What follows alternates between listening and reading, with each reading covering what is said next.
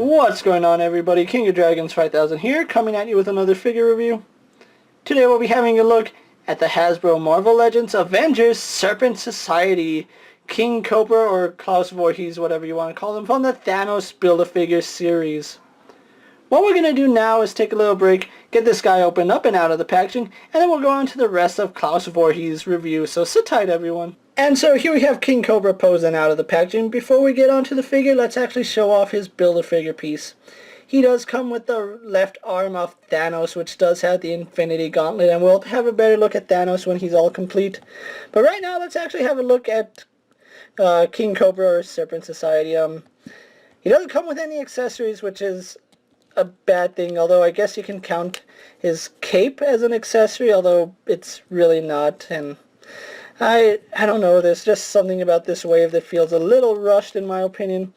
So with that out of the way, let's actually have a better look at King Cobra's details. So here we have a better look at King Cobra, and I have to say they did a really good job sculpting his head. I really love the way the metallic green just shines on this figure. We have this metallic light green, and then we have a darker metallic green right here, which just makes his head pop so much, and I really do love the smile on him. It makes him look menacing. It makes him look like he's planning something. And I don't know if you can see it, but inside the Cobra hood, it is sculpted and painted yellow. Again, it's a subtle detail, but I love the way it just looks with this figure. Moving on to his cape, which you can see the clasps really don't sit on the figure that well. I might take a hairdryer and try to close that off. But if you unpeg it from his back, the clasps sit on perfectly fine, but then his cape comes off at an angle, so there is that give and take to it.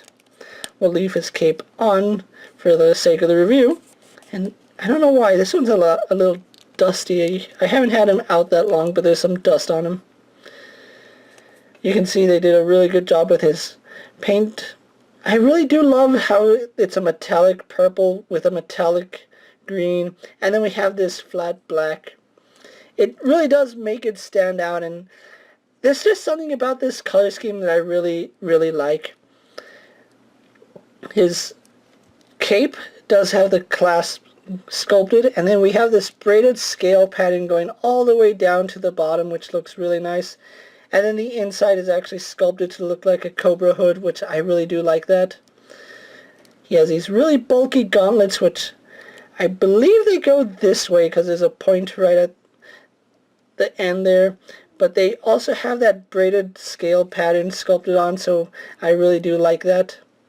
He has open clawed hands, which I believe these are Black Panther hands. I might be mistaken, but they do look like hands that came with the Black Panther figure.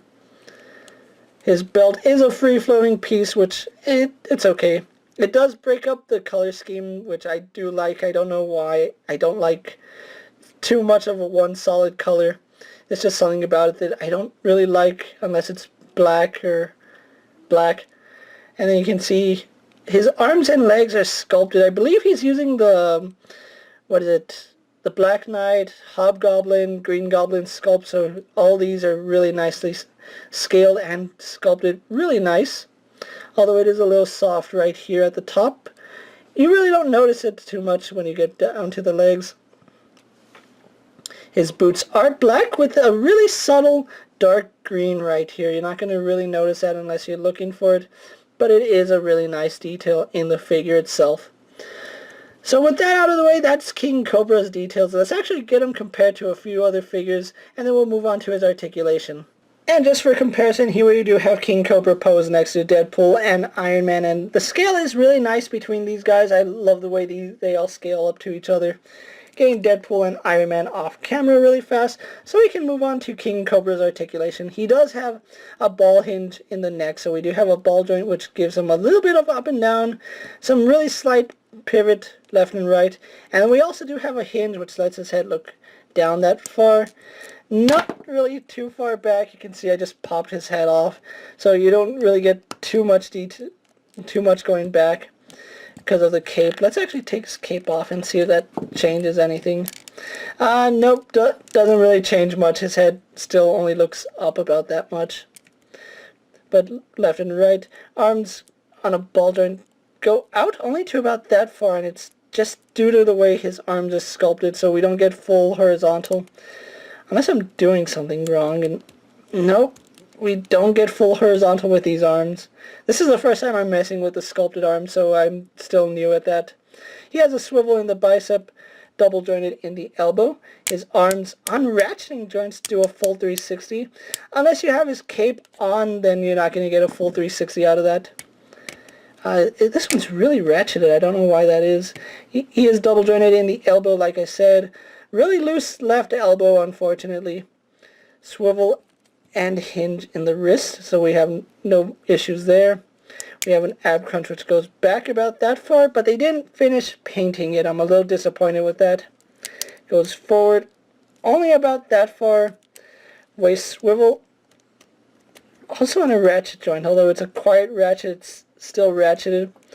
Legs go forward, back, and out only to about that far. He swivels at the thigh, which is a really stiff joint. Double jointed in the knee. Works just fine. Swivel at the boot.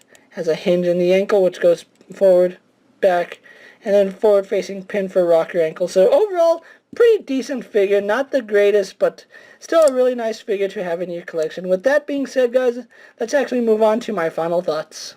Just a quick little update before we move on to my final thoughts. I actually did go through with a hairdryer, heated this up for about 2 minutes, and actually pinched it shut, let it cool, and you can see it actually rests much better on the figure. And honestly, I think I like King Cobra, Serpent Society, whatever you want to call him, a little bit more than when I started this review, so let's actually move on to my final thoughts now. So here we have Klaus Voorhees, King Cobra, Serpent Society, whatever you want to call him, pose for my final thoughts.